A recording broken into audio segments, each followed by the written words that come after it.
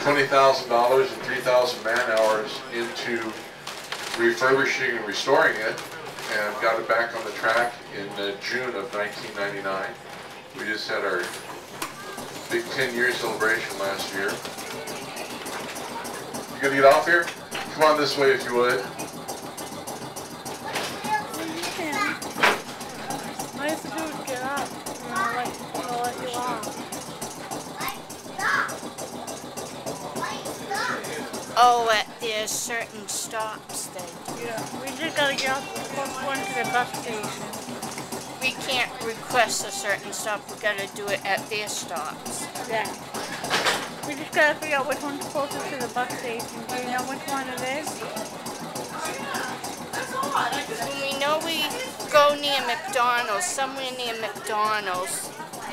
I don't know where that is. It's the closest walk, I'll let you know.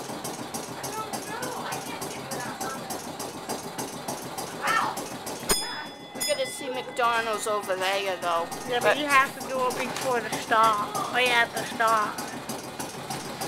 Or even a little after, as long as it's around Astoria that is area. kind of broken up into three neighborhoods. This end of town is called Uniontown or Finntown. It was called Uniontown because out there where the Cannery Pier Hotel is, used to be the site of the Union Cannery, which was a major employer in this end of town, so it was called Uniontown. The Finns were the ones that settled this end of town. The Norwegians settled the east end of town, so it was Norwegian Town, or excuse me, Finntown or Uniontown. Then you have downtown and upper town. Upper town is because it's upriver from here. And you get from downtown to upper town. In the old days, you had to go across an area called Scow Bay. And we'll talk more about that later. The building on the left here was the old machine shop warehouse for the Union Cannery, and it's been all restored. And this end of it has got the Bridgewater Bistro, which is a really nice restaurant.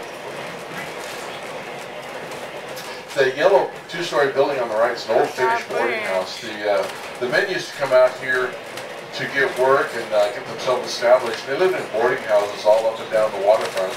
And when they got saved up enough money, they brought their wives or girlfriends or whatever out, and they moved up the hill and built their homes. But until that time, they lived in boarding houses along the waterfront, and that's still being used as a boarding house today.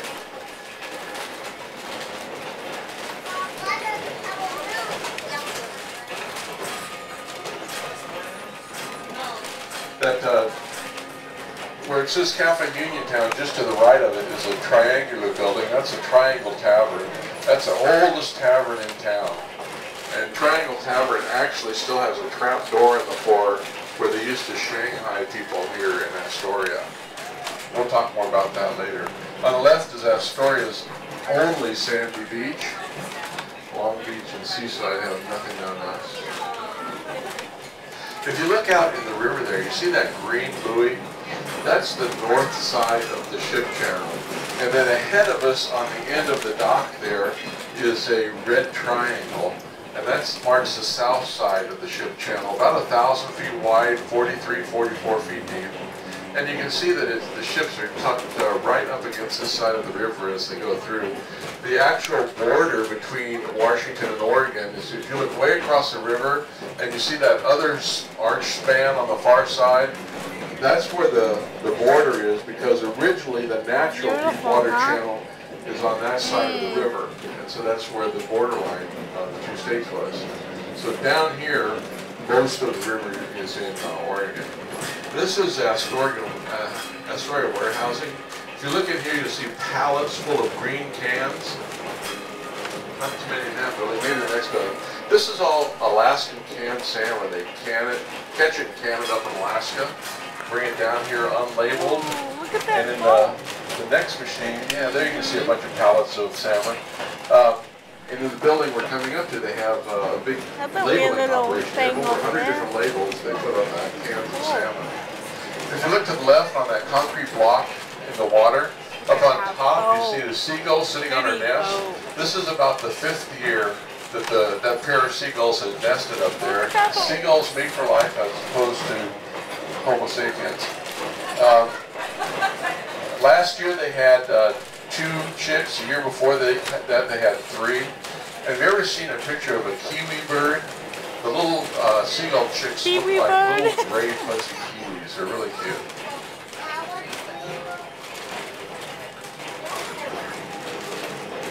Fishing boat going out. Probably, I don't know. Don't know what he's fishing for. Somebody make up what kind of fish he's going after. Yeah, that's it. Wow, look at that. This piece of metal sculpture here is a boiler off an old ship that ran aground. It was salvaged and mounted to provide the power for the White Star Cannery, which is the Van de Kamp canning facility here. And it put it down about 60, 70 years ago.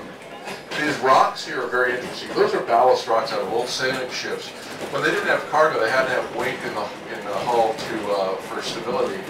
And so they put rocks in. When they get here, they throw the rocks overboard and take on their cargo. So these are ballast rocks out of old sailing ships, rocks from all over the world. You can see them when it's low tide like it is today. And they're actually all along the waterfront here, but usually they're in a little bit deeper water and you can't see them.